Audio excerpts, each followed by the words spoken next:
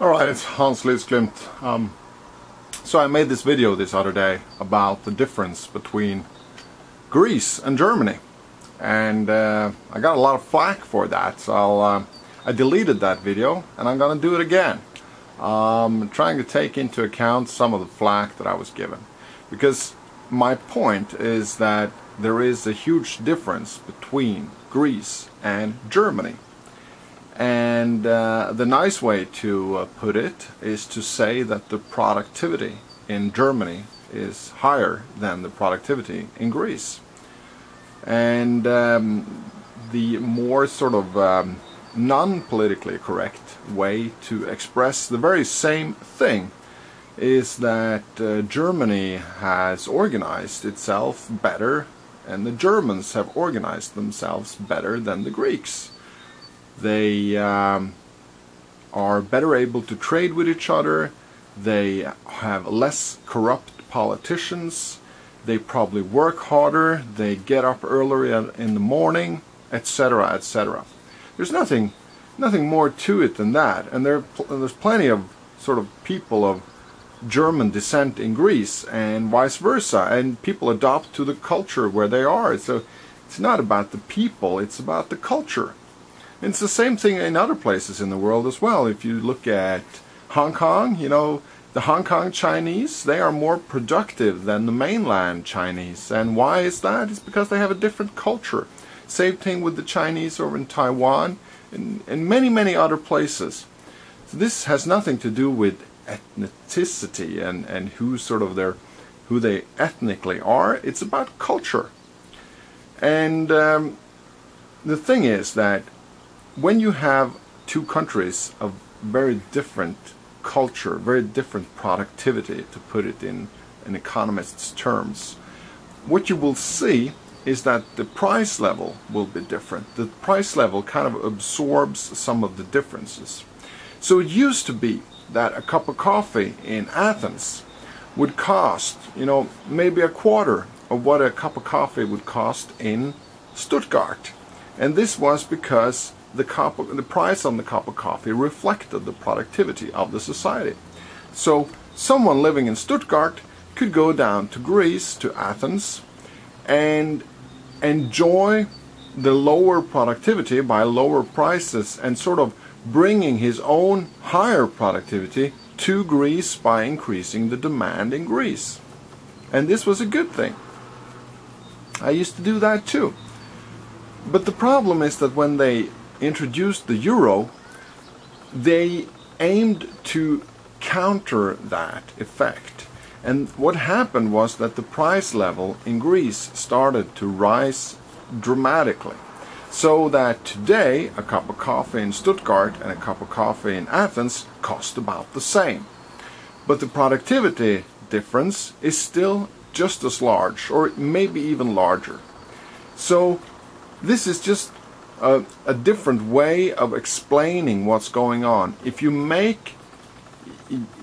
steer the economy and manage the economy in such a way that you introduce a new currency and you drive up the prices in that local country, because everything they imported, right, from other EU countries, and everything they exported as well, they exported a higher price level than what their own domestic economy could justify.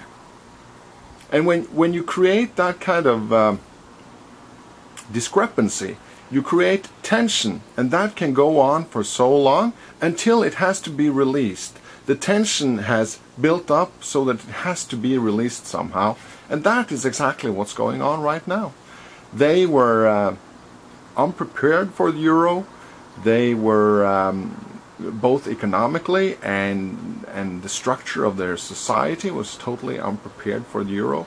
The euro, you know, taking in the euro would demand efficiency in the public sector and the private sector. It would demand that they behave more like Germans, you know, not as much corruption and money under the table and so on.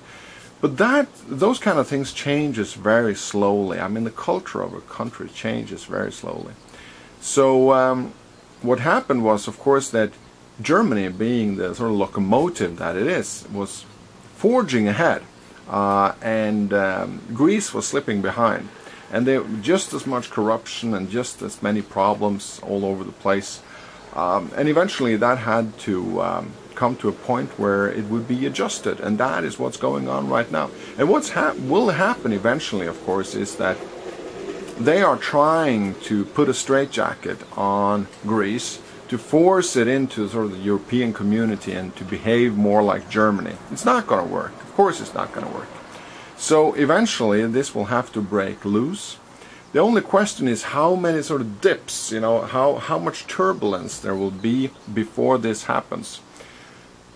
You know, Germany and Greece will not have the same currency 10 years from now, 20 years from now. They won't. They will have to split before that. Some kind of technical arrangement around that. And the turbulence that will lead up to this will, of course, bring tremendous volatility with the potential to make money on the trades. But you don't want to take part in that. There's no way how you can say that, you know, if they'll do another rescue attempt in 2012 or 2016 or whatever, and timing that, and it's not going to happen. What you can say for sure is that they're not going to have the same currency 20 years from now. That is something you can say for sure. Trading the volatility up to that point is something that, you know, if you have some kind of advantage, maybe, but for most people, don't. So the thing is that, you know, when that cup of coffee, to come back to that cup of coffee, when that cup of coffee all of a sudden costs the same in Athens as it does in Stuttgart, then someone's been making money off that, right? Someone's been making money. Who's losing? Well, who's losing is pretty obvious. It's the guy who's coming down there, you know, the tourist from Stuttgart or Norway or me or whatever. And you can't go down there and have the same kind of consume the way you did. And maybe you can't go down there as often because the price level has risen. And who has gained? Well, some private individuals have gained, and the real estate prices have gone up, and you know, some capitalizations maybe be in euros now when it used to be in their domestic drachma currency before. But who's gained most, as always in these questions, is the government. The government has been able to expand by using this new currency, borrowing in this new currency that was really too strong for what they deserve. And this is what's happening, you know, all over the Western world, and what's been happening during the last 1 or 2 generations is that the government has expanded. They're the ones who have gained from this at the cost of the individuals.